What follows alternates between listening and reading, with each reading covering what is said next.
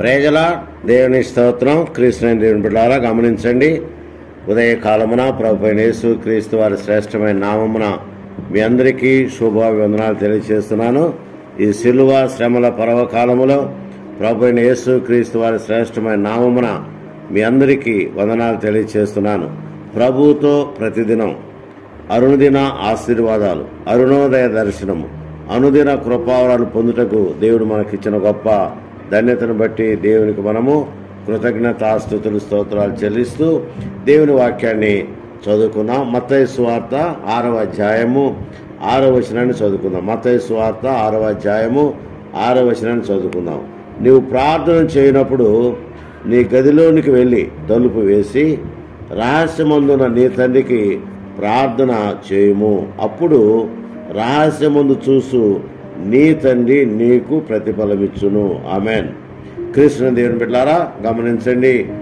ఏకాంత ప్రార్థన అనేది చాలా ప్రాముఖ్యమైన విషయం. ఏకాంత ప్రార్థనలో ఎన్నో రహస్యాలు ఉన్నాయి, ఎన్నో మేళ్ళు ఉన్నాయి, ఎన్నో ఆశీర్వాదాలు ఉన్నాయి. చెప్పజాలని కృపావరాలు ఉన్నట్లుగా దేవుని బిడ్డలారా జ్ఞాపకం చేసుకుందాం. ఎందుకంటే ఏకాంత ప్రార్థనలో వెనుక ఉన్న వాటిని మనం మర్చిపోవాలి.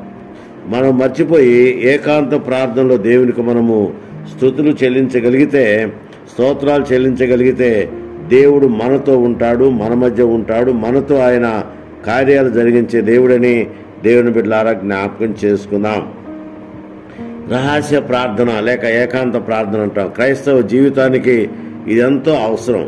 మరి ముఖ్యంగా ఈ సిలువ శ్రమల పర్వకాలములో ఏకాంత ప్రార్థన చేయుట ఆశీర్వాదకరం, దీవెనకరం, మేలుకరము, మనకు మన కుటుంబాలకు ఆశీర్వాదకరమని దేవుని బిడ్డలారా జ్ఞాపకం చేసుకుందాం. ఒకరి ప్రార్థన జీవితమును అతని రహస్య ప్రార్థనను బట్టి దేవుడు అంచనా వేస్తాడు, కొలత వేస్తాడు. గమనించండి. కనుక మనము రహస్య ప్రార్థన చేయనప్పుడు, రహస్యముగా దేవుని యొక్క సాన్నిధ్యంలో మనము మన మనవులు అడుగునప్పుడు దేవుడు మనల్ని చూస్తాడు, మన ఆలోచనలు చూస్తాడు. మనం అడిగే ప్రతి మనవిని ఆయన అంగీకరించి ఆలకించుటకు తన కృప కుమ్మరింప చేస్తాడని దేవుని బిడ్డలారా జ్ఞాపకం చేస్తుంది. అయితే గమనించండి, ఏకాంత ప్రార్థన చేయనప్పుడు మన హృదయాలను మనము చాలా జాగ్రత్తగా గమనించాలి. ఎందుకంటే హృదయ స్థితిని మనము ఎరగాలి. ఎందుకంటే హృదయము తెరవబడాలి.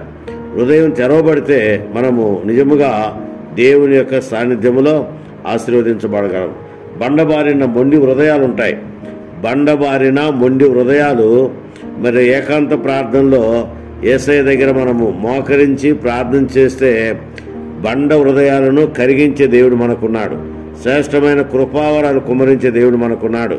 కనుక దేవుని బిడ్డలారా ఈ ఉదయకాలమున ఏకాంత ప్రార్థనలో మనము యేసయ్యను స్తుతించి ఆరాధించి ఘనపరిచి ఆయన ఘనమైన నామాన్ని స్తుతించాలని దేవుని బిడ్డలారా జ్ఞాపకం చేసుకుందాం. ఎందుకంటే ఏకాంత ప్రార్థనలో మనం గమనిస్తే మన పాపం ఎల్లప్పుడూ మన ఎదుటనే కనిపిస్తుంది.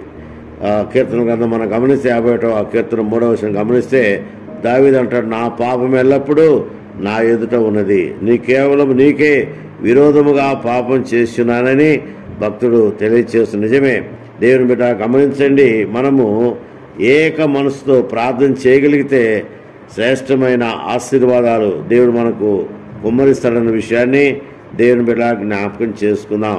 ఏక మనసుతో మనం ప్రార్థన చేయగలిగితే ఆశీర్వాదాల యొక్క ప్రవాహము మనపైన దేవుడు కుమ్మరిస్తాడని దేవుని బిడ్డలారా జ్ఞాపకం చేసుకుందాం. కనుక దేవుని బిడ్డలారా గమనించండి, ఏకాంత ప్రార్థనలో మనము యేసయ్యతో సహవాసం చేయగలం. యేసయ్యతో మనము ఆయన శ్రేష్టమైన కృపావరాలు పొందుటకు దేవుని యొక్క సాన్నిధ్యంలో, దేవుని యొక్క సముఖములో మనం ముందుకు సాగాలం అన్న విషయాన్ని దేవుని బిడ్డలారా జ్ఞాపకం చేసుకుందాం. కనుక దేవుని బిడ్డలారా గమనించండి, ఏకాంత ప్రార్థన చాలా ప్రాముఖ్యమైన విషయమని దేవుని బిడ్డలారా జ్ఞాపకం చేసుకుందాం. ఎవరు ఏకాంత ప్రార్థన చేస్తారో వారిని దేవుడు గుర్తిస్తాడు, వారిని కరుణిస్తాడు, వారిని కాపాడుతాడు. ఆయన వారి పక్షమున మేలు చేసే దేవుడని దేవుని బిడ్డలారా జ్ఞాపకం చేసుకుందాం. కనుక మన పాపాలను క్షమించగల దేవుడు మనకున్నాడు.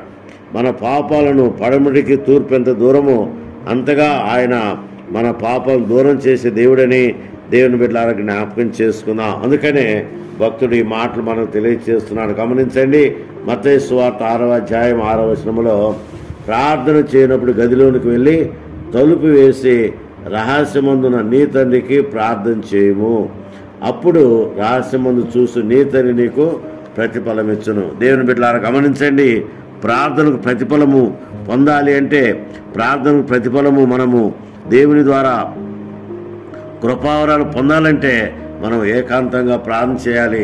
ఏకాంతంగా ప్రార్థన చేస్తే యేసయ్య మనతో ఉంటాడు, యేసయ్య మన మధ్య ఉంటాడు, యేసయ్య మనతో కార్యాలు జరిగిస్తాడని దేవుని బిడ్డలారా జ్ఞాపకం చేసుకుందాం. కాబట్టి ఏకాంత ప్రార్థనలో మనము అల్ప విశ్వాసముతో కాకుండా విశ్వాసముతో ప్రార్థించుట దేవుడు మనకిచ్చిన గొప్ప ధన్యతని జ్ఞాపకం చేసుకుంది. యేసయ్య ఏకాంత ప్రార్థనలు ఎంతగానో తండ్రితో సహవాసం చేసినట్లుగా దేవుని బిడ్డలారా జ్ఞాపకం చేసుకుందాం. అందుకనే ఏకాంత ప్రార్థనలో పట్టుదల కలిగి ప్రార్థన చేయాలి. పట్టుదల కలిగి ప్రార్థన చేస్తే దేవుడు తన కార్యాలు జరిగిస్తాడని దేవుని బిడ్డలారా జ్ఞాపకం చేసుకుందాం. దానియేలు పట్టుదల కలిగి ప్రార్థన చేసినందువలన సింహము నోళ్లను మూయించాడు.